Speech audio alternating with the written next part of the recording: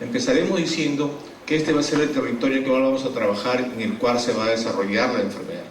Pero hay que entender que, si bien es cierto tenemos arterias coronarias en un órgano vital como el corazón, la enfermedad arteriosclerótica que se desarrolla en un proceso evolutivo que empieza desde el nacimiento con el engrosamiento de la íntima, formaciones de xantoma, engrosamiento de la placa intimal en forma patológica, formación de placas y ateromas que van a desencadenar enfermedad coronaria con todo un proceso inflamatorio a desarrollar. Y este proceso inflamatorio es un continuum que empieza en el nacimiento, en el transcurso, y hay momentos en el cual uno tiene que intervenir, como por ejemplo antes de que se produzca el evento agudo, tenemos una prevención primaria. Luego que se produce la enfermedad y se presenta el inicio de lo que hoy llamamos no infarto sino síndrome coronario agudo, que puede ser ya un tratamiento hospitalario. ¿Qué esperamos después del tratamiento hospitalario? Que viene a ser la prevención secundaria. Y en la introducción del evento de hoy día hablábamos de esto. El tratamiento no solamente va a ser, ahora nos toca conversar sobre el tratamiento después de un infarto, pero el tratamiento principal es evitar que se produzca ese infarto. Y ustedes, la terapia cardiorrespiratoria también juega un papel importante en la terapia preventiva, como prevención primaria. Si bien es cierto, vamos a hablar ahora sobre prevención secundaria, que es post-infarto, no perder la óptica global de la enfermedad. Y esta enfermedad, lógicamente, no nos llama la atención cuando la lesión no presenta síntomas. Y no nos preocupamos de eso, pero es acá donde debemos actuar. Hacer medicina acá es importante. Pero bueno, tenemos esto ahora cuando ya es en el transcurso del tiempo, esta heterogénesis humana. Miren ustedes que el título es no heterogénesis de la enfermedad coronaria. Tenemos que entender que esta heterogénesis se da a nivel de todo el organismo.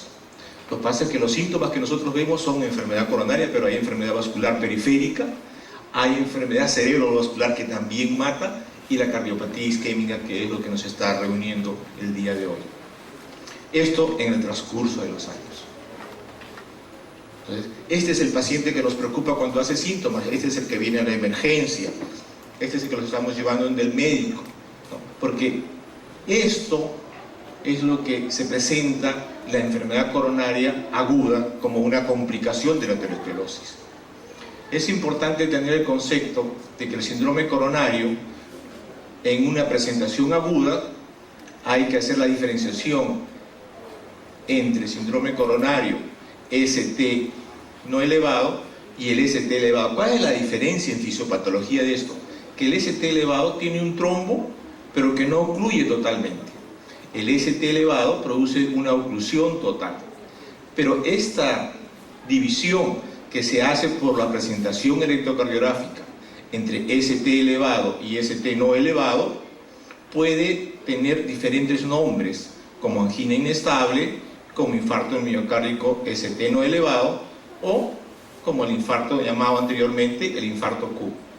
Hay que entender que en el proceso de la fisiopatología, un paciente que presente un ST elevado puede convertirse en no ST elevado y al revés. Un no ST elevado puede convertirse en un ST, porque el proceso de la fisiopatología es un proceso dinámico. La idea de presentar esta lámina es saber el proceso, porque después de esto es lo que vamos a conversar, qué vamos a hacer nosotros por el paciente. Porque al final de todo, esta es la lesión que sucede en el árbol coronario, una obstrucción aguda que es producto de la ruptura de una placa, y esa ruptura de una placa va a producir obstrucción que puede ser total o puede ser parcial, con las evidencias o con las presentaciones clínicas que hemos conversado. Y aquí hay un concepto que es importantísimo. ¿Qué cosa es placa vulnerable y placa estable? Miren, a veces nosotros solucionamos el tema de un paciente que viene con un infarto coronario agudo, le colocamos un stent, pero hay lesiones en otras partes. O hacemos una evaluación de un paciente y encontramos lesiones muy pequeñas y lesiones más significativas, y el paciente a los 2 o 3 meses viene con un infarto en la lesión que tenía menos obstrucción. Dicen, ¿qué pasó? ¿Por qué se obstruyó este vaso y no este que estaba más con mayor grado de obstrucción? Es por el concepto de placa vulnerable.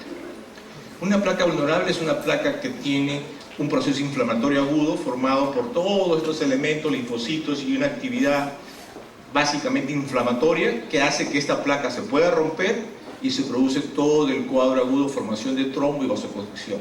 Y otro tipo de placa que puede tener un mayor grado de obstrucción, miren ustedes, el lumen en esta placa es mucho mayor que el lumen de esta placa, pero esta placa es una placa estable, donde que no tiene estas características inflamatorias de una placa vulnerable.